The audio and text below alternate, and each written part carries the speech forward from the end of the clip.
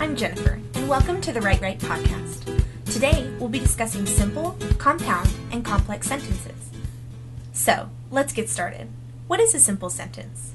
A simple sentence, sometimes referred to as an independent clause, consists of a subject and a verb and expresses a complete thought, such as in the example, my dog loves to play fetch. You have your subject, dog, and your verb, loves, expressing a complete thought. So, what's a compound sentence?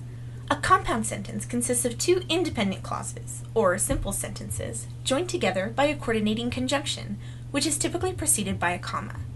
Because two independent clauses are joined, the parts of the sentence on either side of the coordinating conjunction must be able to stand on their own as complete sentences without the conjunction. So, in the sentence, my dog likes to play fetch, yet she never brings the ball back to me. You have the independent clause, my dog likes to play fetch, and the independent clause, she never brings the ball back to me, joined by the coordinating conjunction, yet. The 7 English coordinating conjunctions are for, and, nor, but, or, yet, and so. To help with memory, you might want to think of the acronym FANBOYS. However, coordinating conjunctions do not always mean compound sentences. Sometimes they may signal a compound subject or a compound verb in other types of sentences, such as in the sentence, my dog plays fetch and sleeps often. Sleeps often cannot stand on its own, and therefore it is not an independent clause, but part of the compound verb, plays fetch and sleeps often, in this simple sentence.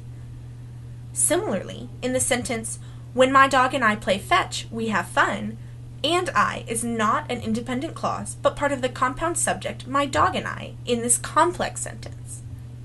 Speaking of complex sentences, they consist of an independent clause joined by one or more dependent clauses. Dependent clauses do not express a complete thought and cannot stand on their own. Complex sentences always have a relative pronoun or a subordinator, which is a conjunction that introduces a subordinate clause. Common subordinators are although, because, since, so that, when, while, before, after, whenever, anywhere, if, and whereas.